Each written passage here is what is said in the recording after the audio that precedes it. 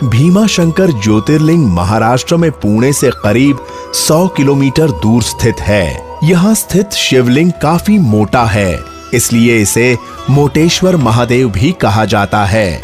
इसी मंदिर के पास से भीमा नामक एक नदी भी बहती है, जो कृष्णा नदी में जाकर मिलती है। धृष्णेश्वर महाराष्ट्र के औरंगाबाद के पास धृष्णेश्वर या धुष्मेश्वर महादेव का मंदिर स्थित है। यह मंदिर इलोरा की गुफाओं के पास स्थित है। 12 ज्योतिर्लिंगों में इसे अंतिम ज्योतिर्लिंग माना जाता है। मंदिर की उत्पत्ति से जुड़ी एक पौराणिक कथा के नाम पर ही इसका नाम धृष्णेश्वर पड़ा है। काशी विश्वनाथ। काशी यानी वाराणसी को भगवान शिव की नगरी भी कहा जाता है। इसी शहर में गंगा किनारे स्थित है काशी विश्वनाथ मंदिर। इस मंदिर के दर्शनों को मोक्ष प्रदायी माना जाता है। मान्यता है कि प्रलय काल में भी इस ज्योतिर्लिंग का लोप नहीं होता और यह जस का तस रहता है। पौराणिक कथाओं में इसे ही सृष्टि का आदि माना गया है, जहां भगवान शिव से ब्रह्मा और विष्णु उत्पन्न हुए थे।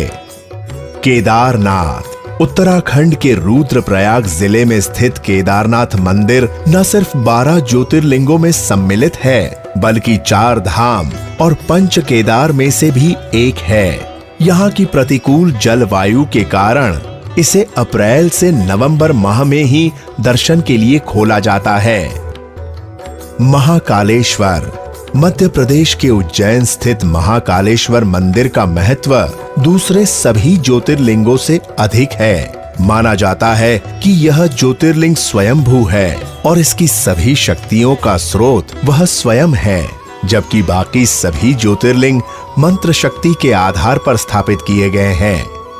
मल्लिकार्जुन। आंध्र प्रदेश स्थित मल्लिकार्जुन मंदिर को श्री शैल के नाम से भी जाना जाता है। महाशिवरात्रि इस मंदिर में मनाया जाने वाला सबसे प्रमुख त्योहार है। इस मंदिर में भगवान शिव समेत उनके समस्त परिवार, पार्वती, कार्तिकेय और गणेश का भी वास माना जाता है।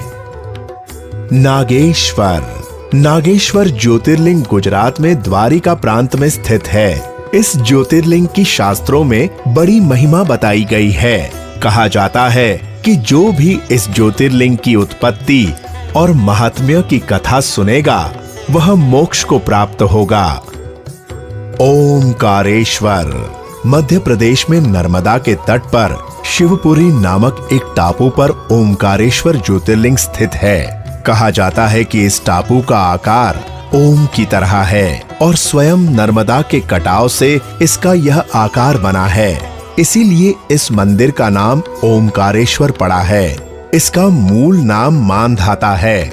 यहाँ ओमकारेश्वर और अमरेश्वर नाम के 2 मंदिर हैं, जिनमें नियमित रूप से पूजा की जाती है। रामेश्वरम ज्योतिर्लिंग।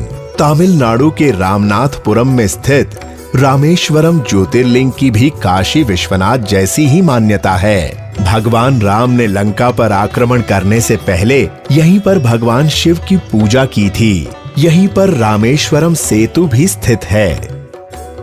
सोमनाथ। गुजरात के सौराष्ट्र में स्थित सोमनाथ मंदिर का 12 ज्योतिर्लिंगों में काफी महत्व है। इस मंदिर को अतीत में 6 बार नष्ट करने का प्रयास किया गया, लेकिन इसका अस्तित्व आज भी है। माना जाता है कि इस मंदिर का निर्माण दक्ष प्रजापति के श्राप से मुक्त होने के बाद स्वयं चंद्रदेव ने करवाया था। इस मंदिर का उल्लेख ऋग्वेद में भी मिलता है। त्र्यंबकेश्वर। महाराष्ट्र के नासिक प्रांत में स्थित है त्र्यंबकेश्वर ज्योतिर्लिंग। इसी के निकट स्थित ब्रह्मगिरी नामक पर्वत से गोदावरी नदी का उद्गम होता है। यह इकलौता ज्योतिर्लिंग है जहां त्रिदेव यानी ब्रह्मा, विष्णु और साक्षात शिव वास करते हैं। अन्य सभी ज्योतिर्लिंगों में सिर्फ शिव का वास माना जाता है। बैद्यनाथ ज्योतिर्लिंग झारखंड के देवघर में स्थित है। देवघर यानी देवताओं का घर। यह ज्योतिर्लिंग सिद्ध पीठ है, यानी मान्यता है कि यहाँ मांगी गई हर मनोकामना पूर्ण होती है।